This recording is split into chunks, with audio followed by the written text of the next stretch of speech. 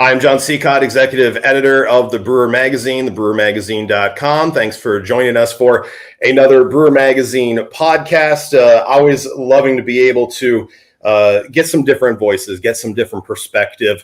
Most of these interviews have dealt with talking directly to a brewery owner or someone in brewery management. But I had a great conversation when I went to Philadelphia just a few weeks ago, met these guys, had a few drinks, talking about what about the next generation of craft beer consumers. We're talking those 21 to 30-year-olds right now. How is your brewery connecting to them? And Evan Bloom, Cole Decker, Richie Tevlin, they are a part of a organization called BrewedAt. And guys, I'm really excited to kind of talk about all this. And thank you so much for joining me. Yeah, happy to be here. For having us. Thank you, John. Thank you. Well, I'm looking at Evan, you're in my upper right, Richie, lower left, Cole, lower right. So let's go in that order. Little introduction, talk about, who you guys are and, kind of your little introduction about yourself. Sure. So Evan started BrewedAt with Cole in 2022 and essentially looking to show craft beer in a different light for someone in a younger generation through social media. My background was supply chain. I worked corporate at Nestle for 3.5 years.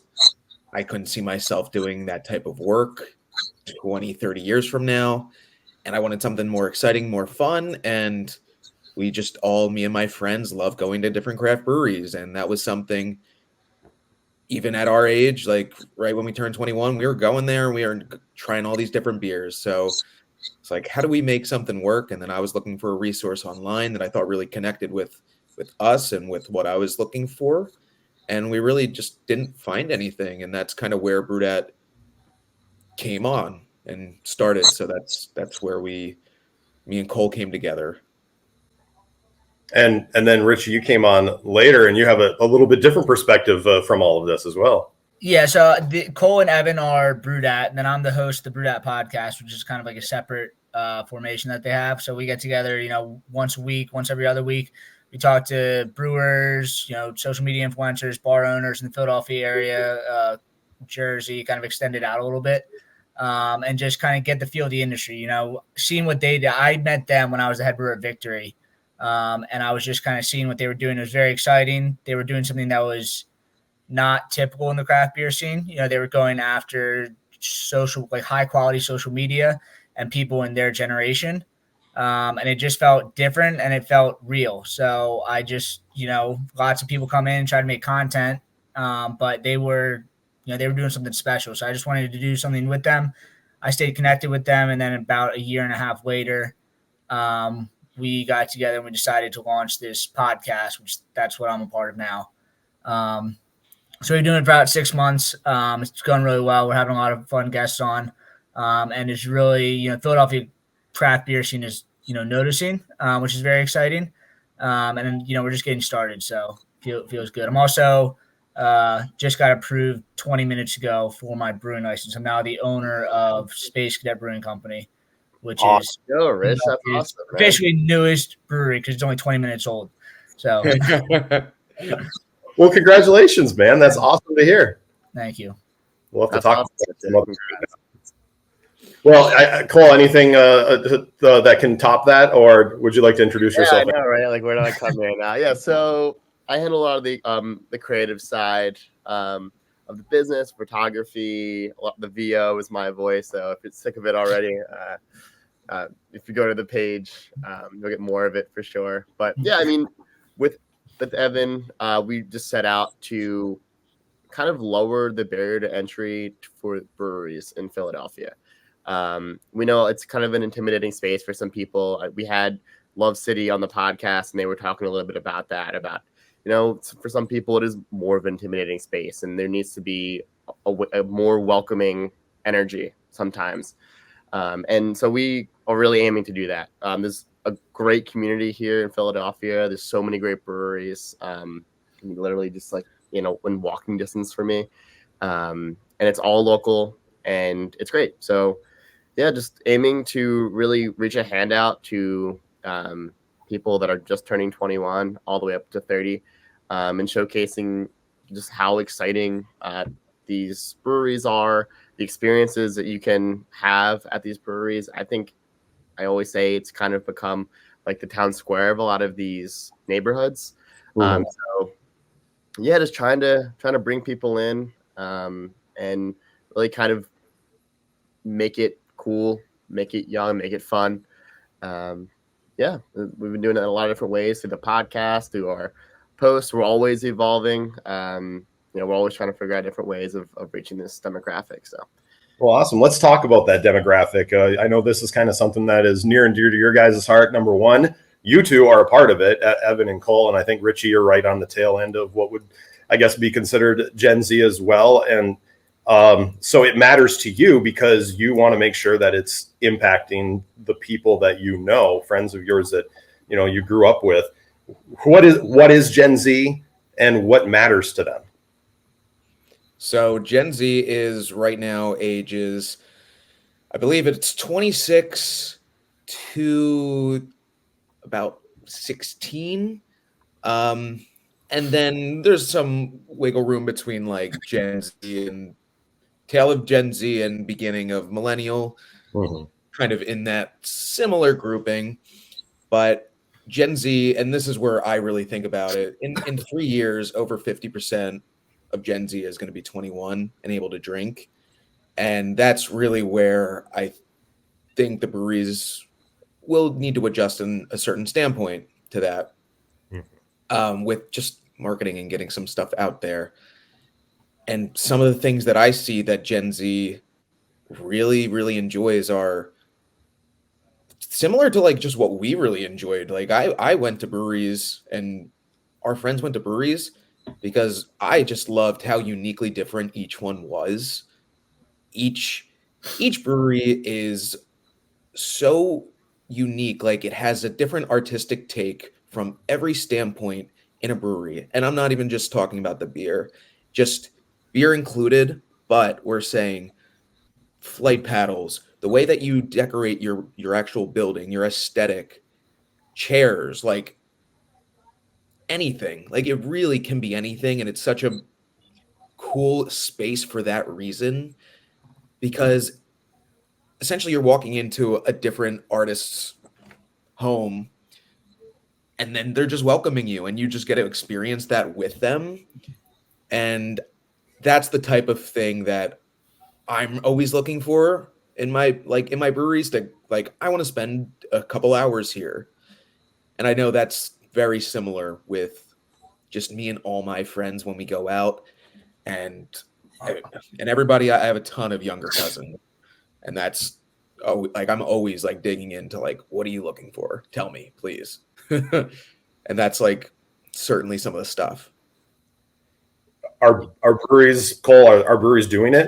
Do you guys see them doing a good job of being able to find those types of drinkers or consumers and bring them in and make them feel welcome? yeah, so I think Evan's done a ton of research into this and seeing the performance of a lot of these breweries' social media, from likes to engagement. And it does seem like it is pretty low. It is thrown on the back burner. They have a ton they have to do on their end. And then you have these new consumers coming in that want things fast as the internet. And it can definitely be overwhelming. I think there's ways that breweries can bring a lot of these cool aspects to the forefront. But I think, it's a heavy lift for social media. But it's just having that dedicated person that can bring these things to the forefront really is important for that generation. When you go to some of these like breweries accounts, it can just be like a photo of a beer without getting context, and it's just kind of thrown up there just to have presence, to check a box. And I think they're really going to have to rethink the way that they approach. So, Evan, I know you've done a ton of research. So, do you want to? Yeah, like, and then just like that, and then from a taproom perspective, I think it goes twofold. I think it is certain places do a fantastic job, and then a lot of places, I would say majority don't focus on that. some of like, let's say my favorite spots would be like Love City, which we took you to. We checked it out. It's just a fun culture and vibe in there. Talia in Brooklyn is fantastic. Where else was I thinking? And then even a small place like Punch Buggy that we also went to. It's like that place also has got its like little culture there. But there are some places that I don't think focus in enough on making the actual experience to themselves. And then if you piggyback on what Cole's saying with Gen Z and social media, how are you even showing this new generation what your culture is when I would say many majority of brewery accounts are just posting a picture of their beer? Mm-hmm. I know we want to see like, even if you put a picture of your beer, but like show it behind a really sick background of like what your place looks like that itself just even speaks a little bit of volume to like, look at this cool spot we have. We're inviting.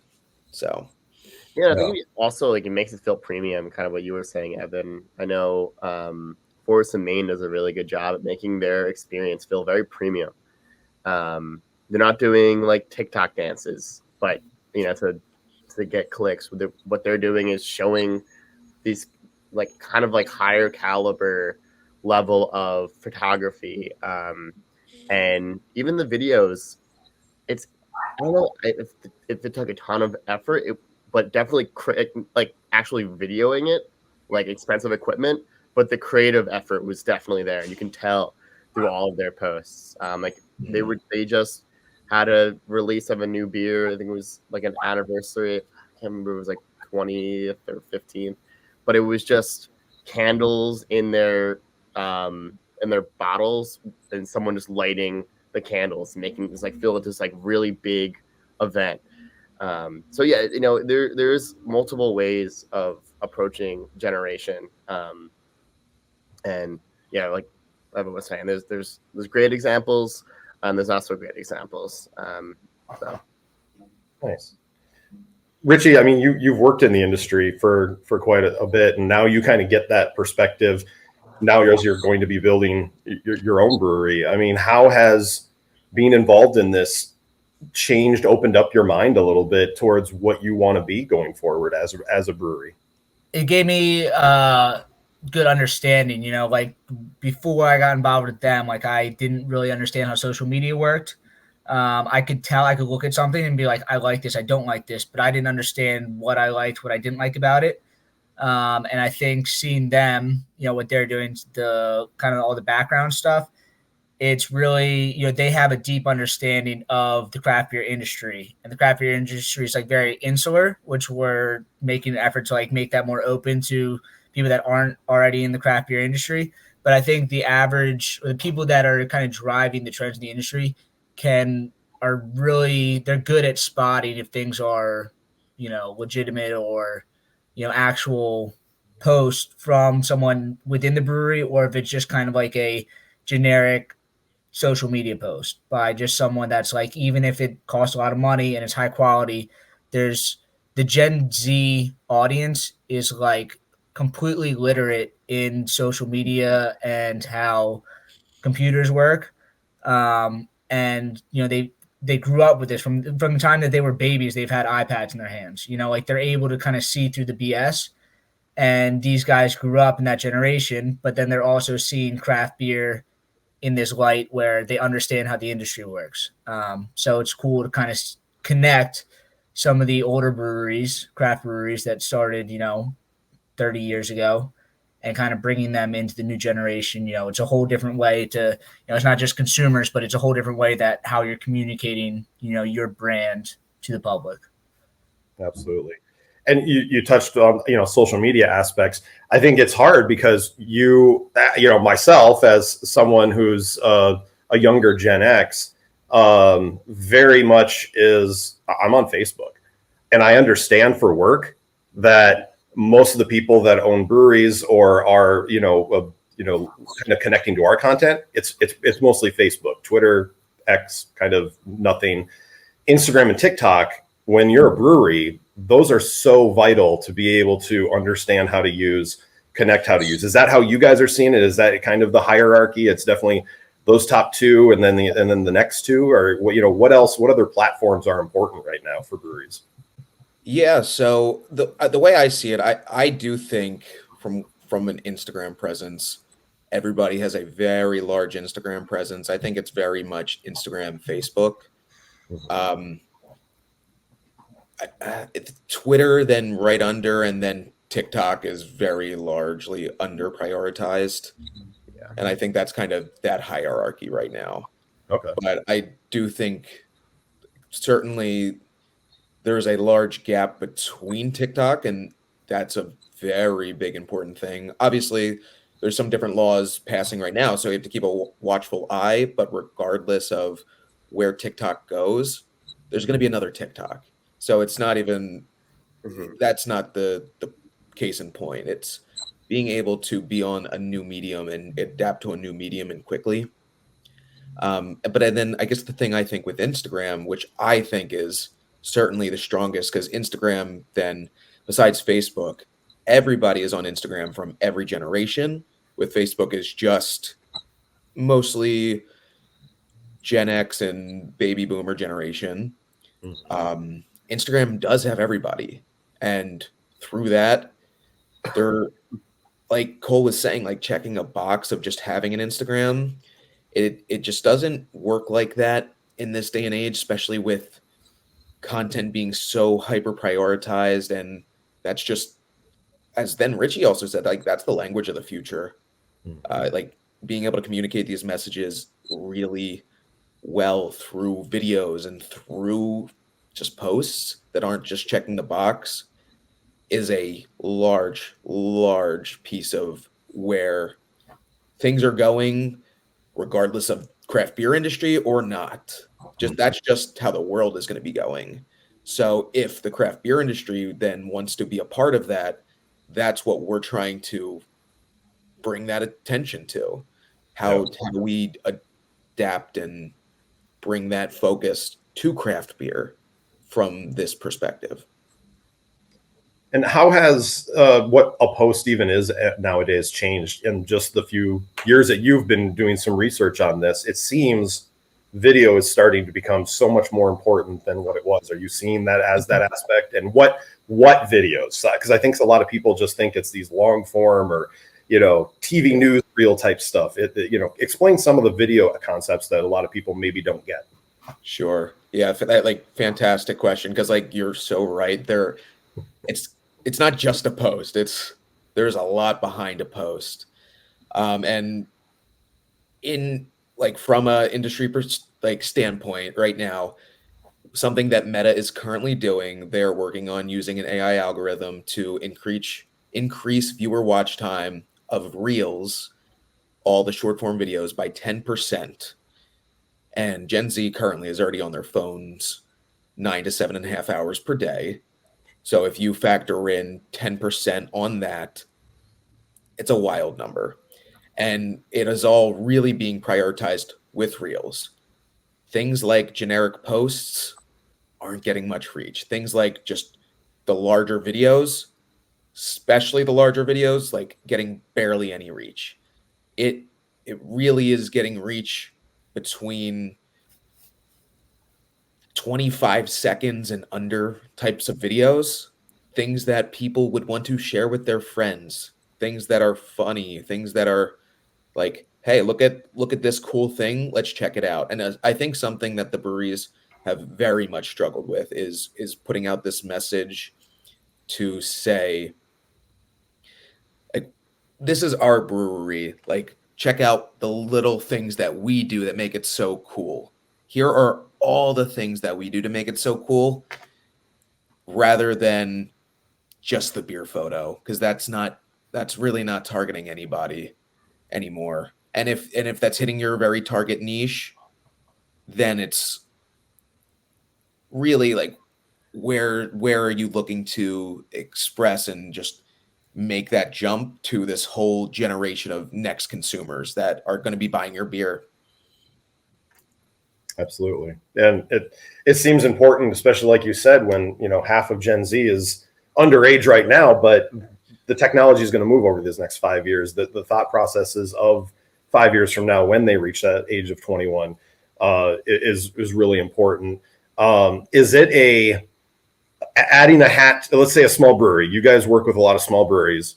Is it adding a hat to someone's job already, or is it you need to find someone to be able to do this? I mean, which category do you think is the most important right now for a brewery? Is to go out and do this, but it's going to become another part of your job that you're already brewing and, promoting and stuff like that? Or is it the need is there that you need to start bringing in people that can do these type of jobs? Yeah, I think it's kind of a mix, right? Because do you have the budget to throw to a social media manager? Is there a person on staff who is pretty well versed in social media that might be able to handle it for a little bit more in the paycheck? So maybe someone younger. So it's a lot to ask a brewer and a business owner that's probably getting older to figure out these things.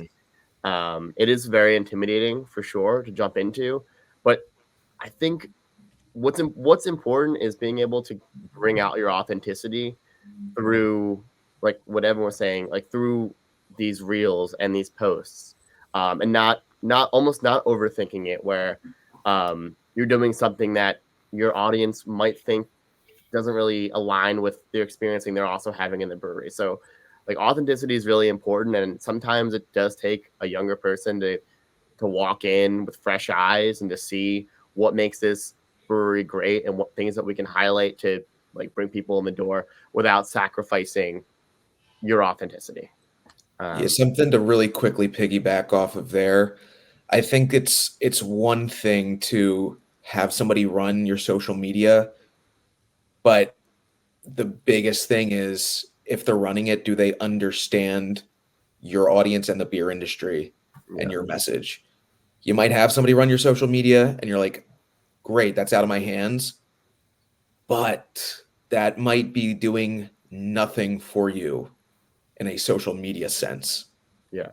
I think there's a certain floor that you need to get over as far as quality goes. But then after that, it becomes authenticity. There's this guy that we've been talking to bring on the podcast, this guy Beers with Alan. He has 150,000 followers. He gets 5,000 followers a month. I'm fairly certain this guy has no idea how social media works. He just posts still videos of himself talking, giving beer reviews, which, anyone can probably figure out, but he's just very consistent with it. But people are following him because he's so authentic. And it's he doesn't have high quality audio visual stuff. He's not creating these insane videos, but these Gen Z people are almost, they can see past, it's good enough and they can recognize that it's real. It's not some just AI created thing. It feels real, which is why people love craft beer, because it feels real. Yeah, I was gonna say, it's local. It's these people you're going you're face to face with on a weekend basis, maybe daily basis. But yeah, it is important, like what Richie said. As soon as you put an AI generated beer dude holding a beer photo with 6 fingers, you're putting a gap there where it does feel like it's just we're just trying to push this to you for you to come in our door. If you need, I think with Alan there is a ton of authenticity there. The equipment isn't super sophisticated, and there is a consistency there, and he does know what his brand is. So understanding your brand is also very important. I think Human Robot has a really, really great brand, and they cater to it super, super well. I know I already mentioned Force and Main. They also cater to their brand really well, and people take to it. It's not what you would traditionally think would explode with views on social media, but people believe in what they're doing, and they're consistent with their quality. If they put an AI generated photo on there, I think a lot of their fans would be pretty confused and frustrated. So yeah, like what Richie was saying, and just overall authenticity is important. You don't need a crazy amount of equipment. It's just kind of diving in and understanding your brand first, and then figuring out how to bring that to the consumer base. Very nice. Well, and before you said, I was going to say it leads into exactly what you guys are as BrewedAt. Why did you want to start this company? I know, Evan, you've told this story before to me, and I know it's on your podcast about, and you and Cole have been friends for a long time. But why did you start, and how have you guys started helping breweries in the Philadelphia area? Yeah. So we started by, like I mentioned, just really wanting a general resource through social media that highlights like some of the coolest stuff happening in the breweries. There are 120 breweries in a 30-mile radius of Philadelphia itself, which is wild. And my question to people is, okay, so that's the number. How many of those do you know? And it's usually like 5. Yeah.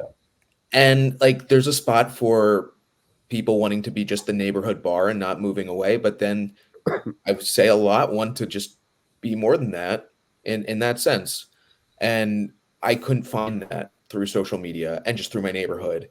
And what we're looking to build is this, I like to say Barstool-esque with a hard asterisk on like keeping it craft beer, but bringing this cool craft beer culture into social media in a way that people can identify with the coolest things happening at all these locations. Because like we just went to the Sly Fox goat races. Who would think that you race goats at a beer festival? And then I'm going to a music festival, beer fest coming up, and then Log Jammin's coming in, who's very hyper, like best loggers in the freaking country. So there's all these different things that, like I just mentioned, Goat Fest. That's not necessarily beer, but you can highlight goats and you could just say that's something that's really fun. Why don't we just go for that? Mhm. And that's a way to bring certain people in. And the way that we've been helping these breweries is working behind the scenes with them on different marketing strategies, social media, all this promotion. As we grow our brand, a lot of what I see is we just grow all the brands that are around us and with us. And then we're looking to then partner with a lot of these brands that want to get like super fun marketing like tactics in there, or just like try some really fun things. And that kind of brings us into like what our event was, and essentially sending people to tap rooms in different unique ways, and really just work it from a different standpoint that probably hasn't been seen before, as we didn't necessarily come from the craft industry to start. And I think that brings a lot of value into this industry as we're trying to showcase what could be done and like just what fun ways you can move craft beer. Yeah, well, and I was going to ask you, tell me how Crafted in Philly is going and what it is that, I got a chance to do it with you guys. It was cool. I'm sure it's still on my phone. Yeah. Very, very neat way. I mean, give the explanation. I know you guys have loved talking about this and sharing with the people where you're at. Yeah, I can take that one, Ev. So in the beginning of BrewedAt, the goal, and still is the goal, it was to get people in the doors of these breweries and to experience it themselves. So we kind of just brainstormed, well, how can we do that at a pretty low cost? So with all of the brewery partners that we've worked with over the past 2 years, we had some conversations with them. And the idea is not like a beer fest that you would traditionally go to, where you're walking down a street, there's a ton of tents, and a lot of the times you're just getting your beers, and after 3 or 4, you're kind of forgetting the breweries that you got the beer from. Well, what if we can kind of shift it where people are actually going into the breweries, experiencing how unique they all are to each other, not just in flavor, but in atmosphere and the people you'll meet. And it's been working out really well. We were just at a night market. It was like this big event, and we were handing out cards, and we saw a guy that worked at Yards, which is a brewery right down the street, And we were like, how's it going? He's like, yeah, we've had a ton of people walk in and scan. And that's all we're asking for, is get people to experience how great the craft beer scene is in Philadelphia and how unique it is. So yeah, that was the idea. Yeah, So, and it was fun. We got a chance to go to 3 breweries. Evan, have you dried off yet? I know it was raining that day. You saw me at a state. I was like, I was a little miserable. I actually I only brought a pair of sandals with me, so we're walking in puddles and stuff. Walking to the different breweries, and I don't think those things dried out until I got to Pittsburgh 2 days later. I was still like mushy, wet, like raw leather. So it was fantastic. You could turn the heat on every time we're in the car just to try to get my feet to dry off. So, but it was a fantastic idea. I think I like that you guys do it. It was a great chance to be able to walk through. We were in the Northern Liberties area of Philly and get to see some of these breweries in action. It's like a bar crawl, but it's a lot more sophisticated, I guess. You be able to go in, show a QR code. It's the first beer is free, right? Or $1 off. I can't remember what and it was like a smaller bar, not a flight size, but like a little smaller, good sample size. And then give people the opportunity to be able to stick around at that spot and have some more or continue on. How many breweries are on this thing right now? So on this, there are 11. Okay. We have 11 Philly breweries. I could try to rattle some of them off, but I'm not going to remember all of them on the top of my head. So we'll not. But where I'll run the logo. And we could definitely do that. I've named all of them so many times yesterday that people were like, well, can you name all of them? And I'm like, I can if you want. So if you're in the Philadelphia area, it's 11 breweries. It's $35, pretty good deal. I think it comes out to like $3 a beer if you go to all 11. 6 or 7. Yeah, and over the course of a few months, not like it's a 1 week deal or something like that too. Yeah, exactly. And that was another big thing, is we wanted people to take it at their own pace. On like a beer fest, this goes for 2 months. We're already about a month in. It ends at the end of June. Mm-hmm. So yeah, we wanted people to take it at their own pace. 11 breweries is a lot to do in a day. We don't recommend it. And also some of the breweries are a little bit of a drive. Still in the Philadelphia area. But yeah, we want people to game plan how they want to tackle all 11. Yeah. Well, it's a great idea. I know I'm really happy that I got a chance to meet you guys and talk about it. I think I love your aspects of how you approach things, because I think a lot of times people in beer marketing are understanding what's around them. And for you, that's a completely different thing than that I would think about. So it's good to be challenged. And I hope that breweries that are watching this, take a look at, are we doing something for everyone? Because again, there are ways to be able to create posts for 3 different generations and run those in the same week. And it could be the exact same beer event release and have different aspects of doing it. So this is just, it's not saying change your marketing to completely like this. It's here's an aspect that you might be missing. So definitely.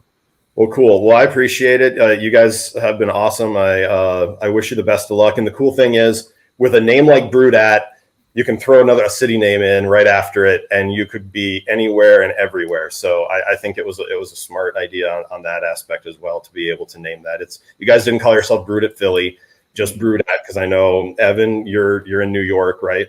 So you guys are looking to do this type of thing and want to see it grow like that.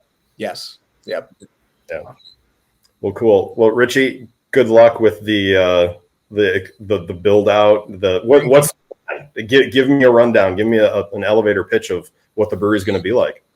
Well, I'm starting off like essentially a gypsy brewery. I'm bootstrapping this, so I'm gonna have somebody else, a couple friends in the area, brew beer for me.